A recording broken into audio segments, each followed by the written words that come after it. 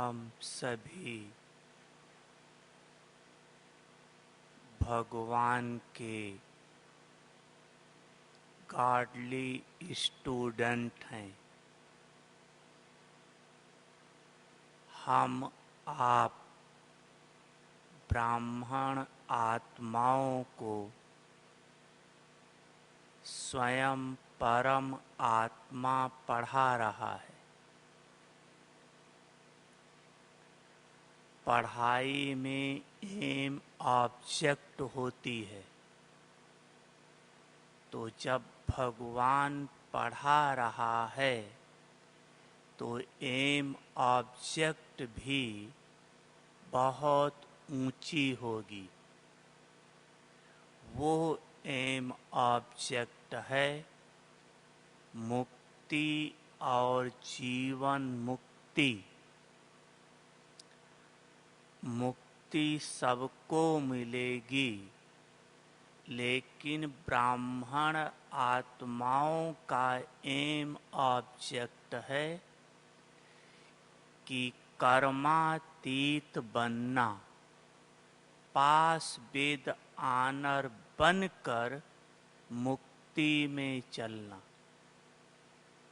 मुक्ति में सब जाएंगे, लेकिन ब्राह्मण आत्माएं कर्मातीत बनकर मुक्ति में जाना, ये एम ऑब्जेक्ट है। मुक्ति में जाना एम ऑब्जेक्ट नहीं है। मुक्ति में तो सारी दुनिया जाएगी, लेकिन उनके जाने में और जो ब्राह्मण आत्माएं कर्मातीत बनकर चलेंगी, उनके जाने में बहुत अंतर है। जैसे लौकिक दुनिया में देखा होगा कि एक कोई वीआईपी आता है तो उसके चारों तरफ गनमैन होते हैं, बॉडीगार्ड, और उस गनमैन के बीच में वो वीआईपी बड़े शान से चलता है। लोग उसे नमस्कार करते। और आपने ये भी देखा होगा कि एक चोर या बदमाश जब पकड़ा जाता है तो वो भी बंदूक के बीच में ही चलता है। अब चल तो दोनों बंदूक के बीच में हैं, लेकिन अंतर कितना बड़ा है। उसको लोग सलाम कर रहे हैं, ये शर्म के मारे से नीचे किए जा रहा है। तो जो कर्मातीत बनकर चलेंगे, उनको सब ब्राह्मण आत्माएं बहुत ऊंची नजर से देखेंगी। धर्मराज भी सलाम करेगा। तो ये ब्राह्मण आत्माओं का एम ऑब्जेक्ट है कर्मातीत बनकर चलना। दूसरा एम ऑब्जेक्ट है सर्वगुण संपन्न 16 कला संपूर्ण बनना, क्योंकि हमें सतयुग में आकर राज्य करना है।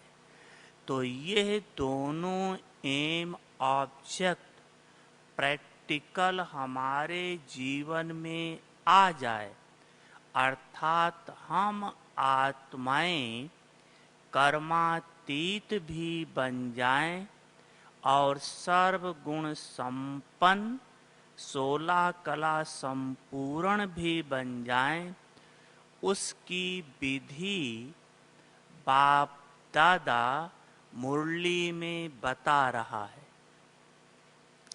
मुरली के द्वारा हमें गाइडेंस मिल रही है। अब मुरली तो हम यहाँ थोड़ी देर सुनते हैं, 1 घंटा। बाकी जो मुरली सुनी उसका उपयोग या प्रयोग कर्म क्षेत्र पर जाकर करेंगे। और जो ब्राह्मण आत्मा क्लास सुनने के बाद अगर मुरली का उपयोग नहीं किया या प्रयोग नहीं किया, वो ब्राह्मण आत्मा ना कर्मातीत बन सकती है, ना सर्वगुण संपन्न 16 कला संपूर्ण बन सकती है। तो योग युक्त होकर मुरली सुनना, मैं आत्मा इन कानों के द्वारा मुरली सुन रही हूँ, बाबा अव्यक्त ब्रह्मा के द्वारा मुरली सुना रहा है। तो योग युक्त होकर सुनो और सुनी हुई बात को उपयोग और प्रयोग में लाओ। उपयोग अर्थात स्वयं के प्रति, स्वयं को संपन्न बनाने के प्रति, स्वयं को कर्मातीत बनाने के प्रति उपयोग में लाओ। दूसरा प्रयोग में लाओ अर्थात सेवा के प्रति, दूसरों के प्रति, पर योग, दूसरों के प्रति।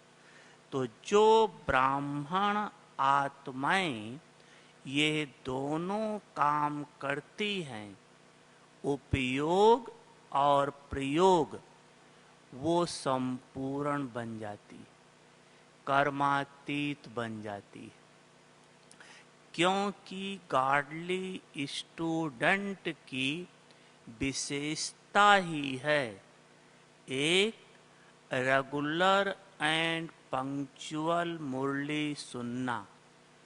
रेगुलर एंड पंक्चुअल, जो रोज और टाइम पर आना, टाइम पर जाना।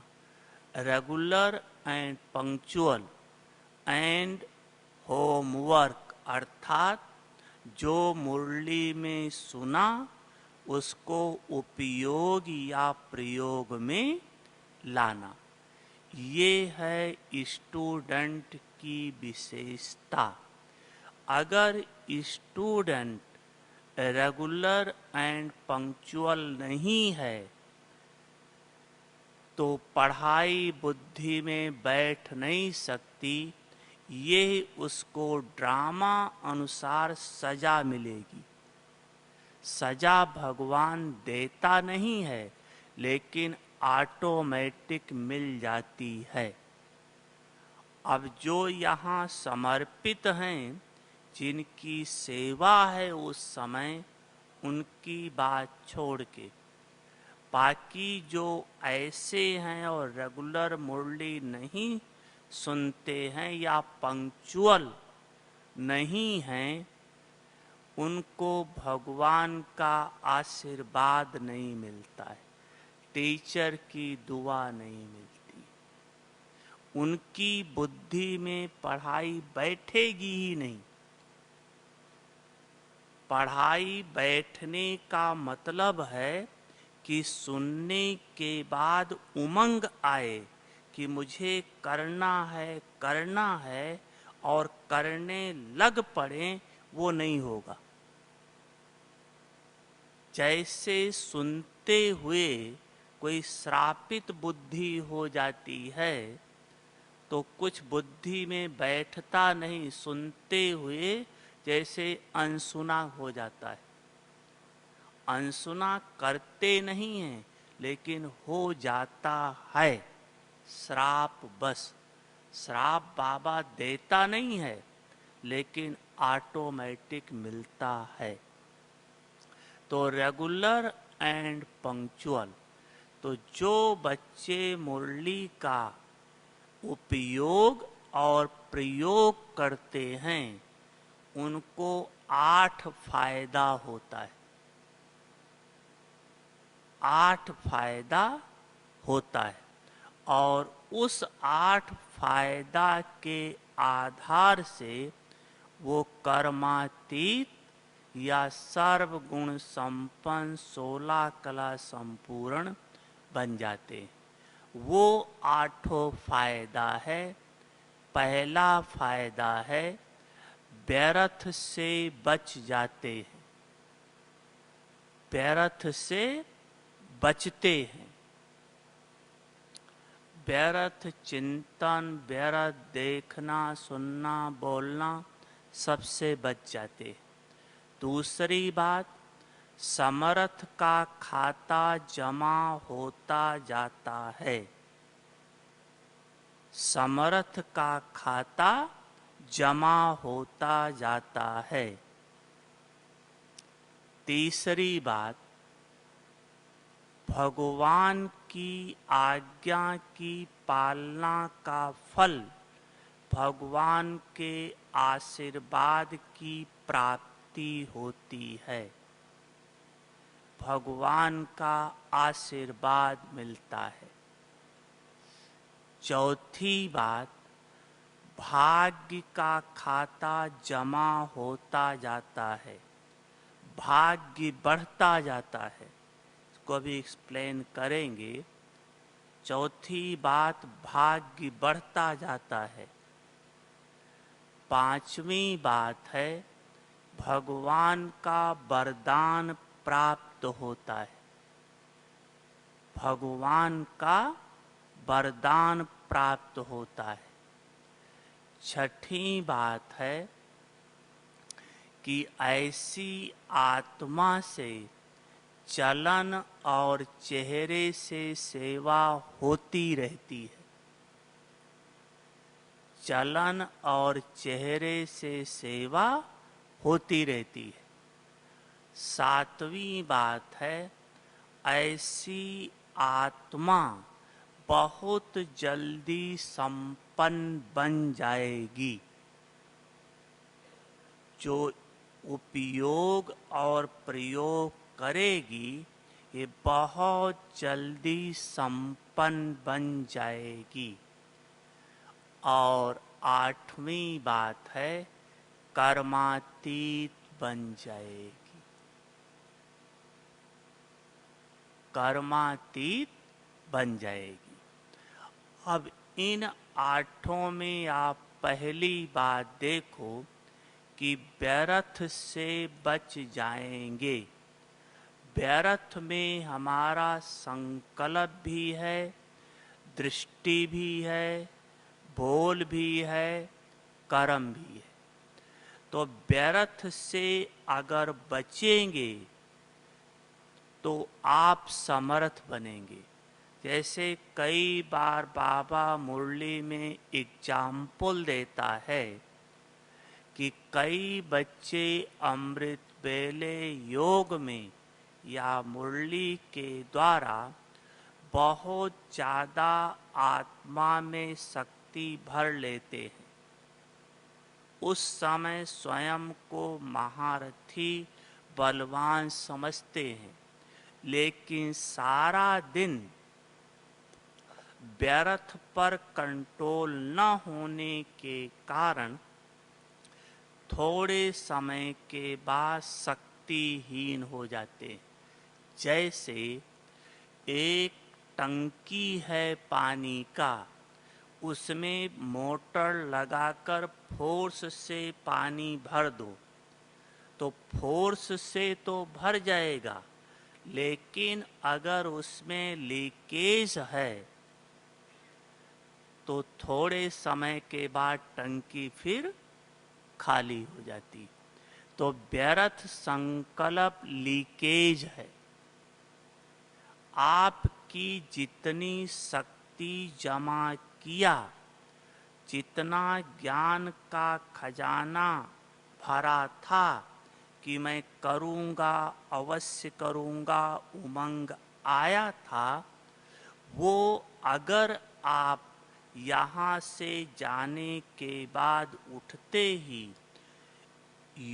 उपयोग या प्रयोग में नहीं ला रहे हैं तो व्यर्थ शुरू हो जाएगा। व्यर्थ देखना, सुनना, बोलना, सोचना, और थोड़ी देर में आत्मा खाली हो जाएगी। आपका जो उमंग उठा था करेंगे करेंगे, वो उमंग खत्म हो जाएगा। अगर उमंग खत्म हो गया तो सारा दिन फिर व्यर्थ ही चलता रहेगा। और व्यर्थ ऐसी चीज है, रावण का सबसे बड़ा शस्त्र, सबसे बड़ा शस्त्र रावण का व्यर्थ संकल्प, व्यर्थ ही।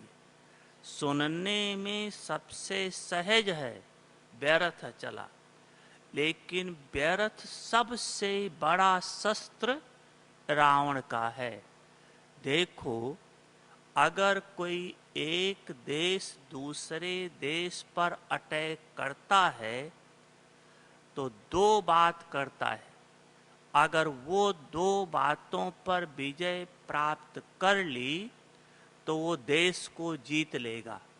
वो दो बात ये करता है कि सबसे पहले दुश्मन के जो कम्युनिकेशन लाइन है उसे तोड़ देता है, कम्युनिकेशन लाइन को तोड़ देता है। अगर कम्युनिकेशन की लाइन को तोड़ दिया तो सोल्जर को, सिपाही को कुछ डायरेक्शन ही नहीं मिलेगा, क्या करें क्या नहीं करें। थोड़ी देर में उनको सरेंडर होना पड़ेगा। तो पहली बात करता है, कम्युनिकेशन लाइन को तोड़ता है, और दूसरी बात सप्लाई लाइन को तोड़ देता है। जिस रास्ते से सोल्जर, सिपाही के लिए भोजन आ रहा था, सब सामग्री आ रही थी, पुल तोड़ दिया, रास्ता तोड़ देते हैं, तो अगर भोजन ही नहीं मिलेगा तो थोड़े समय के बाद सरेंडर हो जाएंगे। तो व्यर्थ संकल्प यही करता है। जब आपका व्यर्थ संकल्प चला तो भगवान से कनेक्शन टूट गया, कम्युनिकेशन टूट गई। और जैसे भगवान से कनेक्शन टूटा तो आपके बुद्धि की दिव्यता गायब हो गई। और बुद्धि की दिव्यता गायब हुई, फिर आपके मन में व्यर्थ संकल्प चलना शुरू हो जाएंगे। यथार्थ क्या है समझ नहीं पाएंगे। तो एक हो जाता है, कम्युनिकेशन की लाइन टूटी तो हमें यथार्थ में क्या करना है, क्या नहीं करना है, ये भगवान का डायरेक्शन आप कैच नहीं कर पाते। और अगर भगवान का डायरेक्शन नहीं कैच कर पाए तो फिर किसके डायरेक्शन पर चलेंगे? ऑटोमेटिक माया या व्यर्थ संकल्प को वही चलेगा।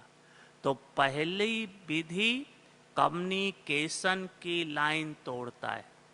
दूसरा, जब आपका व्यर्थ संकल्प चलता है तो योग नहीं लगता है। योग नहीं लगा तो बाबा से शक्ति आत्मा को नहीं मिलती।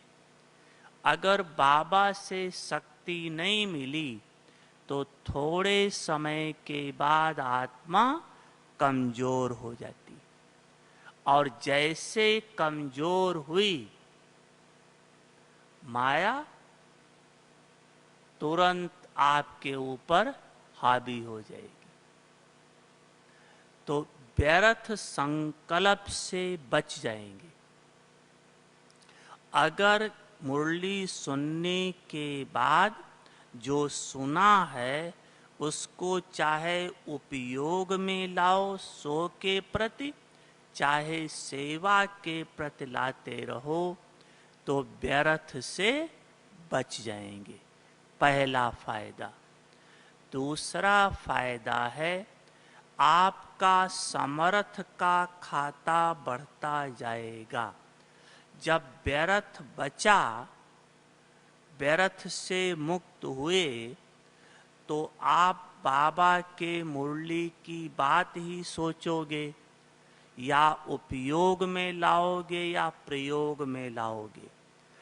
अगर उपयोग में लाए तो आत्मा शक्तिशाली बनती जा रही है, प्रयोग में लाए तो दुआ मिलेगी। तो दुआ भी और समर्थपना आता जाता है। इससे आपका समर्थ का खाता जमा होता जाता है। हमारा वर्तमान में व्यर्थ, जैसे अभी 25 अगस्त को जब दादी जी आई थी तब उन्होंने संदेश दिया था, फिर बाबा ने भी संदेश दिया कि ब्राह्मणों में इस समय कोई बुरे संकल्प नहीं चलते, लेकिन व्यर्थ संकल्प बहुत चल रहे। व्यर्थ का अर्थ ही है, व्यर्थ अर्थात उस संकल्प से जिससे ना आत्मा का कल्याण होता हो, ना दूसरे का कल्याण होता हो, वो संकल्प व्यर्थ है। व्यर्थ संकल्प कमजोर बनाता है, आपकी शक्तियां नष्ट होती जाती हैं, आत्मा की शक्ति नष्ट होती है। जितना आत्मा प्रकृति के बारे में सोचती है, प्रकृति अर्थात 5 तत्व, इसके बारे में सोचती है, जितना इसको देखती है, जितना इसका उपयोग करती है, उतना आत्मा का तेज खत्म होता है। तेज खत्म होता है। और जितना आत्मा प्रकृति से परे, अर्थात इस शरीर को देखते हुए भी आत्मा को देखती है, प्रकृति का उपयोग करते हुए भी न्यारी हो करके उपयोग करती है, उतना आत्मा का तेज बढ़ता है। उदाहरण के रूप से आप भोजन खाते हो, अगर टेस्ट के रूप से खाया तो इसका मतलब आपने उपयोग में लाया, इससे आत्मा का तेज नष्ट होगा, आभा नष्ट होगी। अगर वही भोजन आप बाबा की याद में रहकर खाते तो आत्मा का तेज बढ़ता। प्रकृति 5 तत्व है, आत्मा चैतन्य है। चैतन्य चैतन्य को देखेगी, चैतन्य चैतन्य से कनेक्शन जोड़ेगी, तो आत्मा में बल आएगा, तेज आएगी, आभा आएगी। अगर जड़ से कनेक्शन जोड़ा तो उसकी आभा कम होती, तेज कम होगा, प्रकाश कम होगा, जिसको औरा कहते हैं, वो कम होता जाएगा। जो बाबा कहता आपके पीछे लाइट दिखाई देती है, वो नहीं दिखाई देगी, कम दिखाई देगी। तो दूसरी बात है, समर्थ का खाता जमा होता जाएगा, व्यर्थ से बचे हैं तो। तीसरी बात है, भगवान की आज्ञा का फल आपको भगवान का आशीर्वाद प्राप्त होगा। भगवान की आज्ञा का फल, आपने भगवान की आज्ञा की पालना की है, क्योंकि भगवान की आज्ञा क्या है? बच्चे ज्ञान को प्रैक्टिकल में लाओ, ज्ञान को उपयोग में लाओ, ज्ञान को प्रयोग में लाओ, सेवा करो, संपन्न बनो। अब अगर इस आज्ञा की पालना की तो भगवान का आशीर्वाद प्राप्त होगा। और भगवान का आशीर्वाद क्या काम करेगा? जैसे अभी आप पुरुषार्थ करते हो, जैसे पुरुषार्थ के लिए संकल्प करते हो और करना शुरू करते हो, तो आपका पास्ट का खाता, पास्ट का संस्कार रुकावट डालता है। होता है ना यही? इसीलिए हम कर नहीं पाते।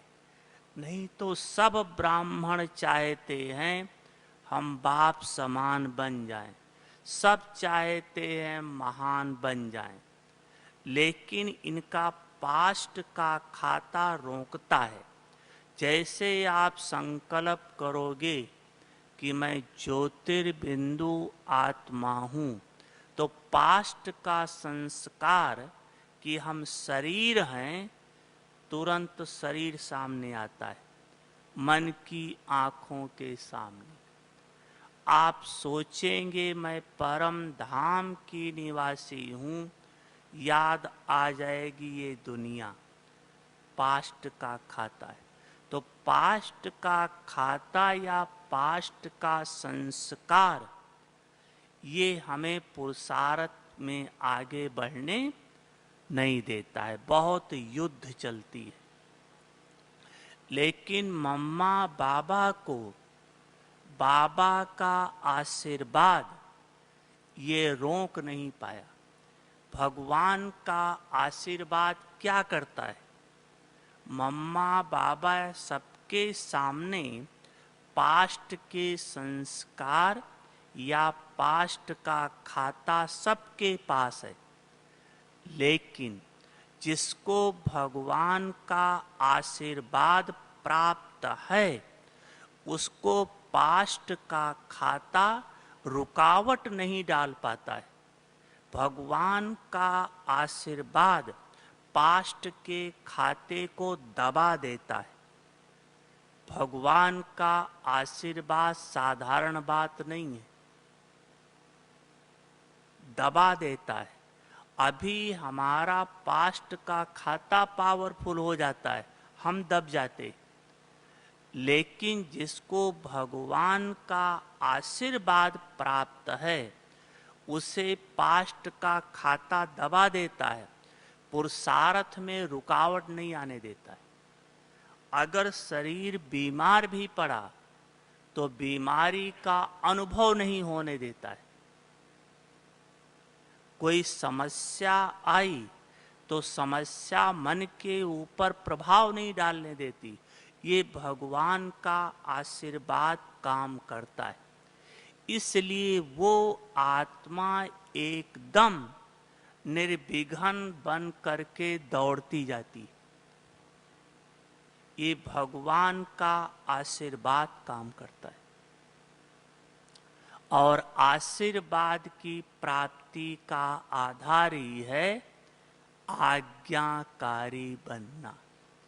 आज्ञाकारी बच्चे को ही आशीर्वाद मिलता है। इसके बाद है आपके भाग्य का खाता बढ़ता जाता है। ये आज आपको नई बात बताता हूँ कि भाग्य का खाता बढ़ता जाता है। भगवान ने जो काम कहा, चाहे सो प्रति, चाहे सेवा प्रति, चाहे उपयोग, चाहे प्रयोग, अगर आप उसको किया तो आपका भाग्य का खाता बढ़ जाएगा। अगर नहीं किया तो आपका भाग्य एकदम उस बात में डाउन चला जाएगा। एक उदाहरण, अपने रमेश भाई को तो सब जानते हैं। जो अपने मुख्य ट्रस्टी हैं, जो इसके अपना जितना अकाउंट का है उन्हीं के पास है, रमेश शाह, वो अपना अनुभव बताते कि एक बार बाबा ने हमें एक आर्टिकल दिया।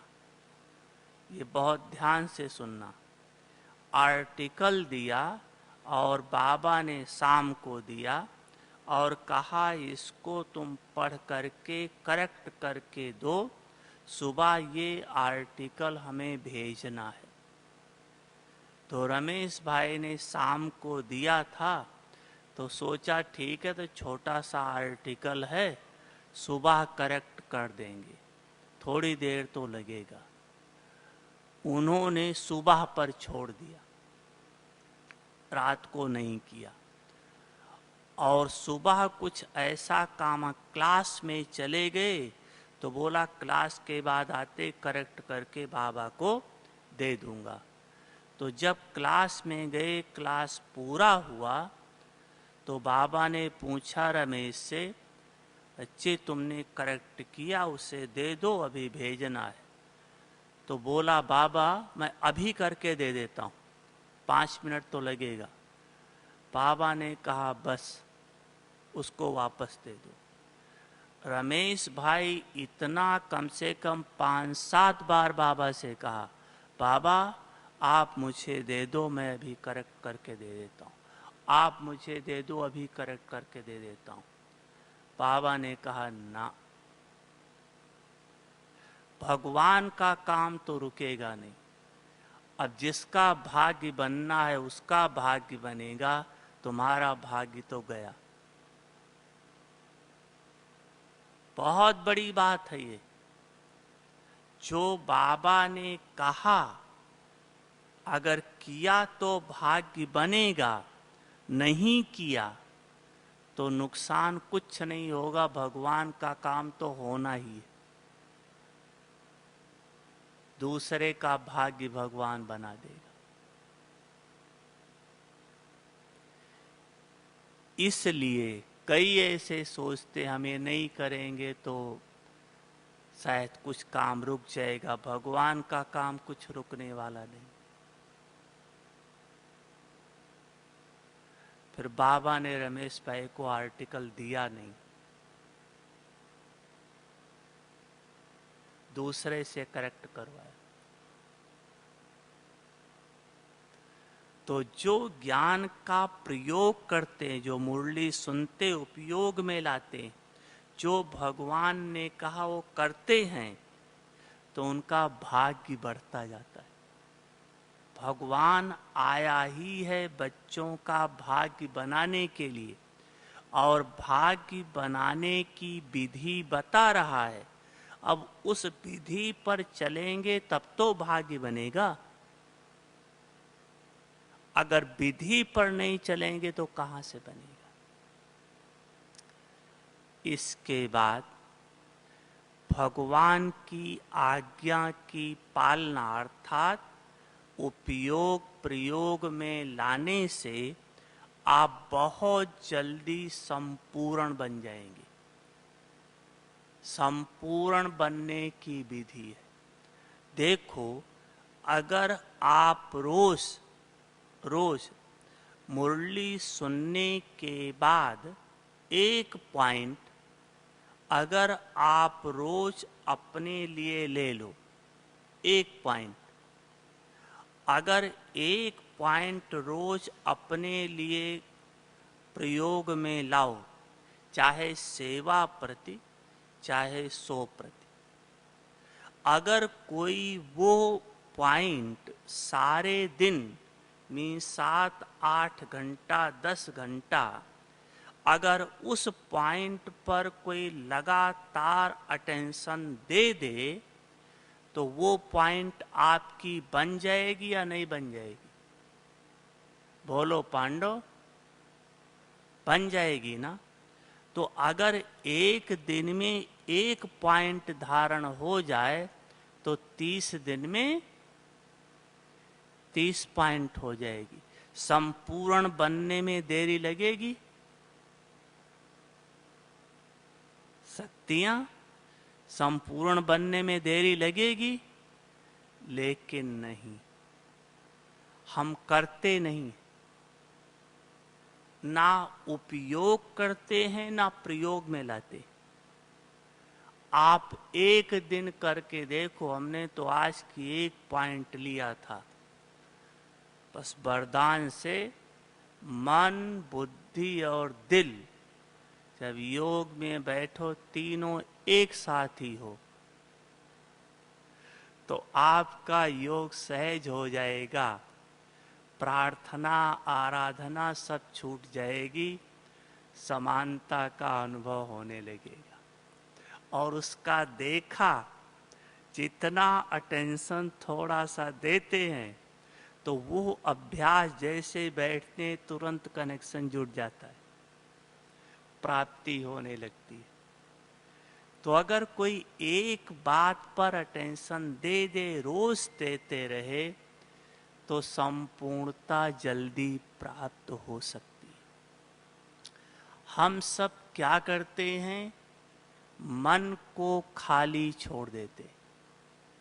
मुरली सुनी, उसके बाद मन को खाली छोड़ दिया, कोई काम नहीं दिया।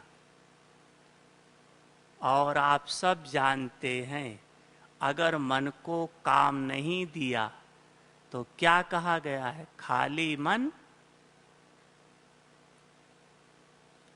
फिर शैतान थोड़ी संपूर्णता को प्राप्त करेगा क्या? शैतान थोड़ी कर्मातीत बनेगा क्या? इसलिए संपूर्ण बन जाएंगे।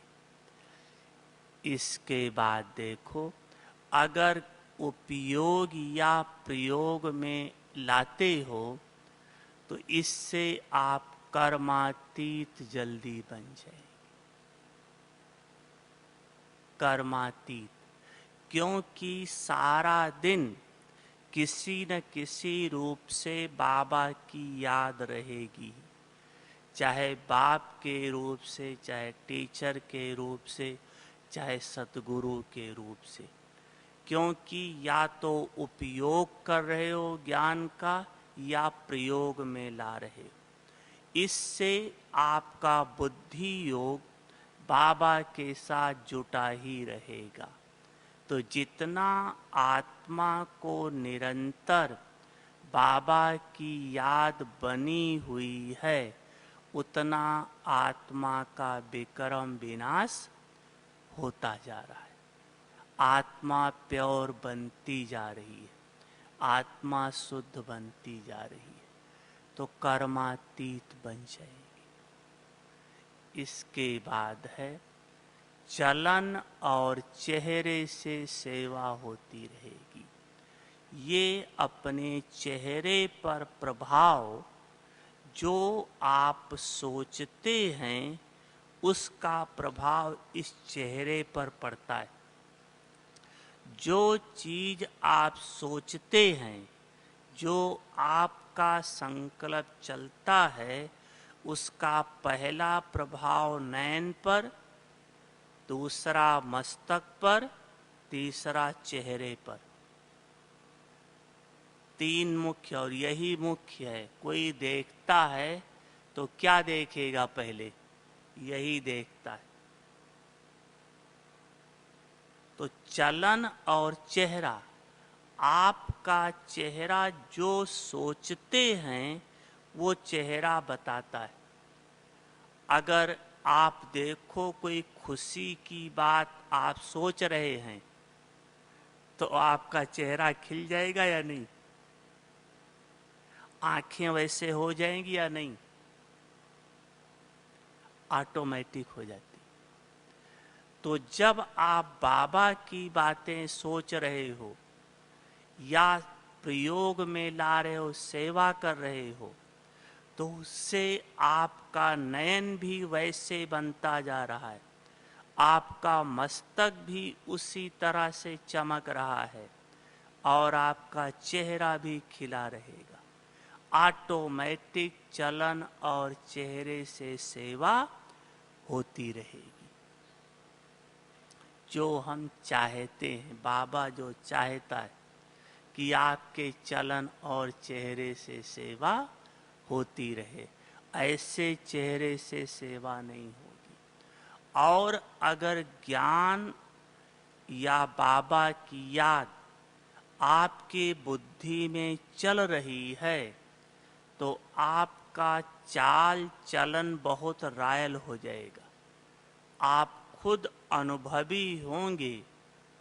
अगर आपको बाबा की याद है तो आप कैसे चलते हैं, और जब बाबा की याद नहीं है तब कैसे चलते?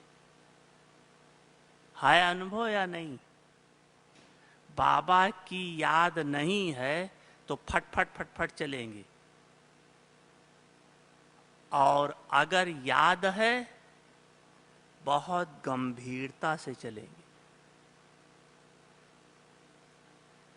साकार बाबा था, अगर साकार बाबा के समय किसी का चप्पल थोड़ा आवाज कर देता था, घिस पिस थोड़ा सा भी कुछ आवाज, फट फट चला, तो बाबा कहता था ये ब्राह्मण नहीं है, कलयुगी मानव। इतना कड़ा शब्द प्रयोग करता था, ये ब्राह्मण नहीं है लेकिन कलयुगी मानव। और मम्मा क्या कहती थी, अगर किसी का चप्पल नहीं ठीक से चल पाया, खिस फिस आवाज होती है चलने में, तो मम्मा कहती थी जिसका चप्पल घिस पिस हो रहा है उसका पद भी घिसा पीटा ही है। जो रॉयल्टी से चल ही नहीं सकता है वो रॉयल्टी का पद कहां से पाएगा? जब अभी चाल चलन रॉयल्टी की हो तब रॉयल पद मिले, और उसका आधार है मीठे बाबा की याद या ज्ञान का मनन। वो करते चलो, आपके चलन में परिवर्तन हो जाएगा, बोल में परिवर्तन हो जाएगा, देखने में परिवर्तन हो जाएगा ऑटोमेटिक। फिर आपके चाल और चलन और चेहरे से सेवा होती रहेगी। 8वीं बात है, भगवान के द्वारा वरदान प्राप्त होता है। जो करते हैं उसके द्वारा भगवान का वरदान प्राप्त होता है। आप कुछ लोग जानते भी होंगे, जो अपने जगदीश भाई थे जिन्होंने इतनी सारी किताबें लिखी है, लिटरेचर जो लिखे हैं सारी किताबें उन्हीं ने लिखी है। एक रात को बाबा ने सबको होमवर्क दिया कि ये करके सुबह बाबा को दिखाना। पूरे क्लास में होमवर्क दिया कि सुबह बाबा को ये दिखाना सब। तो जैसे रात का क्लास पूरा हुआ, सब उठकर गए तो लाइट चली गई। जब लाइट चली गई तो सब क्या लिखेंगे, तो सब सो गए। लेकिन जगदीश भाई के मन में था, नहीं, भगवान ने कहा है मुझे करना ही। तो क्या करें, लाइट है नहीं, तो वो घर से बाहर निकल कर गए। पांडव भवन की बात है। वो जो रोड लाइट थी उस रोड लाइट पर बैठ करके लिखा। और जब सुबह बाबा ने पूछा किसने लिखा, तो सबका एक ही जवाब था, बाबा लाइट नहीं थी, कैसे लिखे। जगदीश भाई ने हाथ उठाया।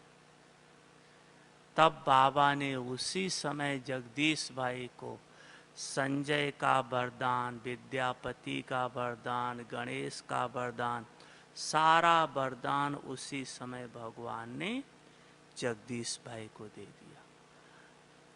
ये वरदान किस आधार से मिला? जब भगवान के आज्ञा की पालना की, उसको जो बाबा ने कहा उसको प्रयोग में लाया, करके दिखाया, फिर भगवान का वरदान मिल गया। तो जो बाबा मुरली में कह रहा है, अगर आप उसको प्रैक्टिकल करते हो तो भगवान का वरदान प्राप्त होता है। और भगवान का वरदान फिर निमित्त आप और करेगा सब कुछ बाबा। सिर्फ निमित्त आप बनोगे, फिर मेहनत खत्म हो जाएगी। जैसे देखो अपनी गुलजार दादी है, जब शुरू शुरू में आई तो बहुत मेहनत किया इन्होंने, बहुत अंतर्मुखी थी, बहुत तपस्या का टेंशन दिया। तो उस समय की तपस्या मेहनत देखकर बाबा ने गुलजार दादी को वरदान दिया था। हैदराबाद सिंध की बात है कि इस बच्ची के नैन बहुत रूहानी हैं, आगे चलकर इस बच्ची के नैन बहुत सेवा करेंगे। इस बच्ची के बोल बहुत मीठे हैं, आगे चलकर बहुत सेवा करेंगे। वरदान तब दिया और अभी देखो इतने समय से स्वयं भगवान ही गुलजार दादी के तन में बैठकर मुख के द्वारा बोल रहा है, नयनों के द्वारा दृष्टि दे रहा है। तो ये वरदान लेने में मेहनत है। जब वरदान दे दिया, फिर वरदान अपने आप काम करता है। और वरदान लेने की विधि है, जो भगवान ने कहा उसी समय करने लग जाओ। भगवान की आज्ञा सिर माथे तो वरदान मिल जाएगा।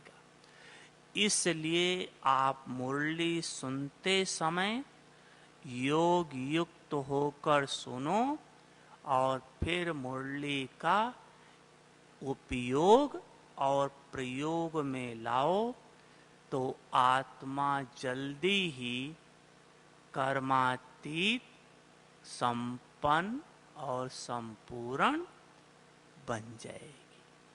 अच्छा, ओम शांति।